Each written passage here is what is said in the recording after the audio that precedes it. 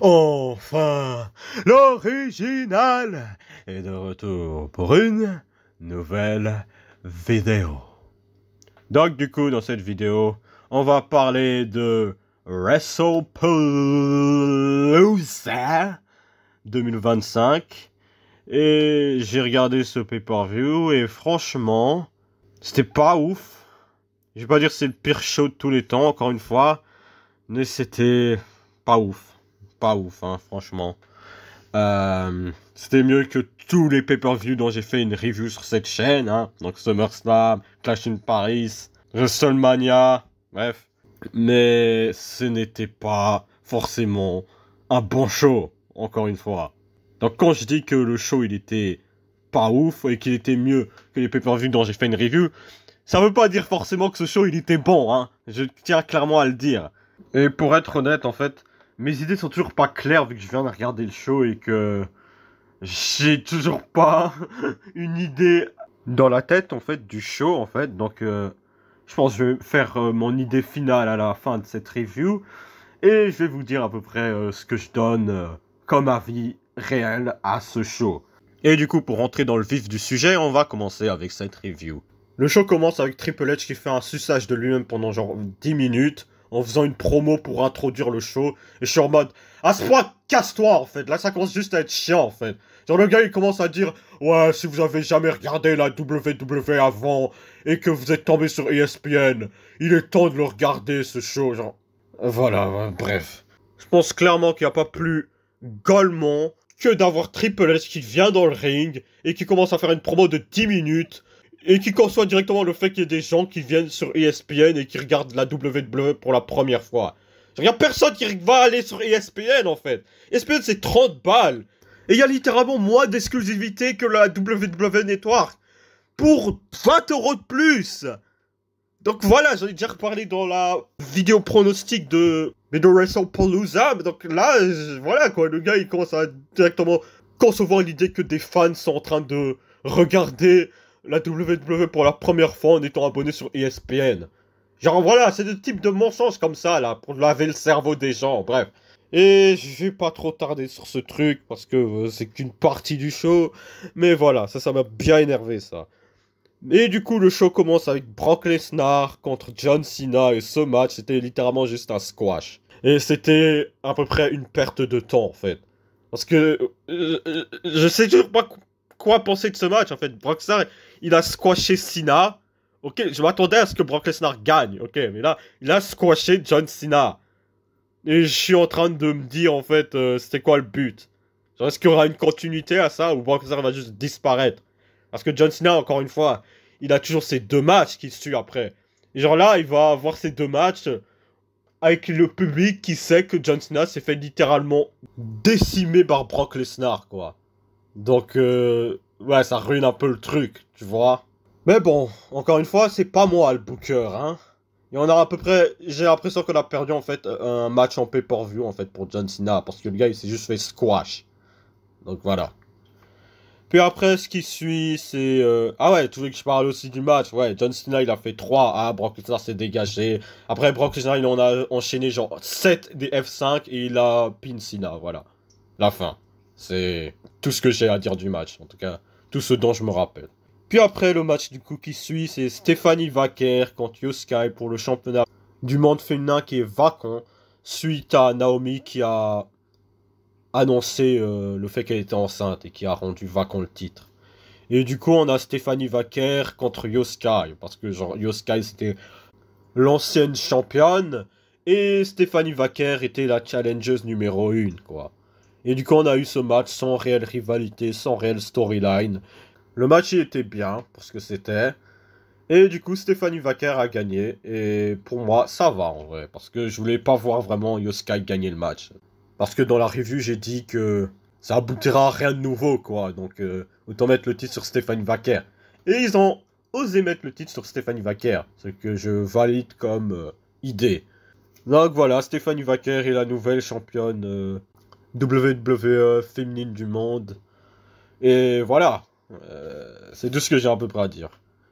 Et du coup, le troisième match, c'est The Vision avec Big Bronson Reed et Braun Breaker battant les Usos. J'ai prédit ce match. Sauf que LA Knight était arbitre spécial du match. Je sais pas d'où ça sort.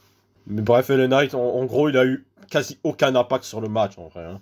À part essayer de teaser des tensions entre Jey Uso et lui. Et ça mena à rien, en fait. Ça mena à rien dans le match. Donc voilà, quoi.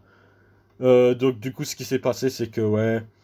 Big Bronson Reed et Bron Breakker, ils battent Jimmy et Jey Uso après que Bron Breakker les ait tous les deux spear à travers une table et qu'il ait tiré directement Jey Uso au milieu du ring pour que Bronson Reed le fasse un tsunami et le rive les épaules pour le compte de 3. Et voilà, hein, c'est un match qui était mid. Je vais même pas réellement regarder l'entièreté du match, hein, vu que j'étais en train de préparer à manger, donc du coup, voilà, hein, j'ai même pas tellement trop regardé, et en plus, le match, j'avais aucune hype, donc voilà. Donc du coup, le match numéro 4, c'est le Mixed Match. Encore un match que je n'ai pas réellement regardé, hein, parce que là, comme j'ai dit dans la preview du coup du show, j'ai pris un big old dump pendant que ce match était en train de se dérouler. Et du coup, je suis venu à peu près vers le milieu du match. Et durant le milieu du match, j'ai regardé un peu et c'était pas trop mauvais en vrai. Il y avait un spot comme ça où genre CM Punk il était sur le point de faire une JTS sur Seth Rollins en fait, sur le haut d'une table. Et du coup, Becky Lynch elle était aussi avec AJ Lee sur une autre table. Et du coup, Becky Lynch elle a juste pris AJ Lee et l'a jeté directement sur CM Punk quoi.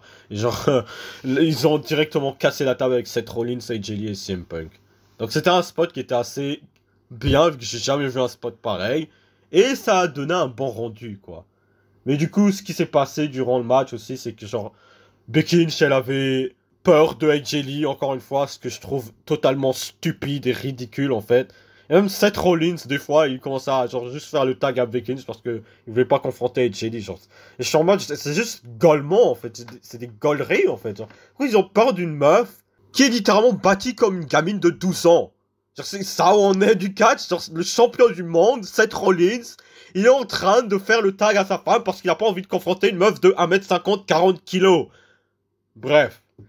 Et du coup, ouais, ce qui s'est passé, c'est que après le bump avec la table des annonceurs, mais du coup, Becky Lynch a repris AJ Lee et l'a mis dans le ring et AJ Lee a fait son truc, sa soumission bizarre là. Le Widow machin là, bref. Et d'ailleurs aussi, elle l'a fait aussi sur Seth Rollins à un moment, j'étais en mode, c'est juste ridicule en fait. C'est totalement ridicule. Genre que AJ Lee fasse cette soumission sur des meufs qui sont légèrement plus imposantes qu'elle, ok, ça va. Mais là, elle fait sur Seth Rollins, genre le champion du monde poids lourd. Elle fait cette soumission sur Seth Rollins, alors que Seth Rollins peut juste tomber avec AJ Lee en faisant une white nose, et c'est pas de la soumission. Donc c'est ridicule, c'est juste stupide en fait d'avoir un segment pareil en fait, donc voilà. Mais du coup, pour revenir au finish du match, du coup AJ Lee fait cette soumission sur Becky Lynch, et Becky Lynch tape. Et ça donne la victoire à CM Punk et AJ Lee. Ouais, le feel good moment, youpi, les fans d'internet sont contents. Ouais. Bon, je vais lui donner crédit, ce match était pas mauvais. Enfin, de ce que j'ai vu, en tout cas, peut-être qu'il y avait 1 milliard de botches au début. Peut-être qu'il y avait genre CM Punk qui catchait et qui prenait un hit pendant 10 minutes avant que AJ fasse le tag. Donc, je sais pas, peut-être. Voilà. C'est tout ce que j'ai à dire pour ce match. Et du coup, le main event.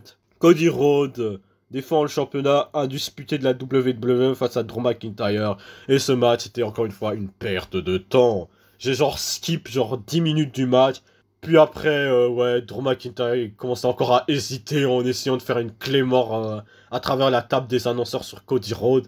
Genre, c'est juste ridicule, en fait, genre. C'est juste stupide. C'est quoi le but de Drew McIntyre, encore une fois? Il veut pas devenir champion du monde. Donc s'il veut tellement devenir champion du monde, pourquoi il le fait pas? Il l'a fait une fois, et maintenant il hésite. Et maintenant il hésite, surtout qu'il est dans un match pour le championnat du monde. Pourquoi t'hésites?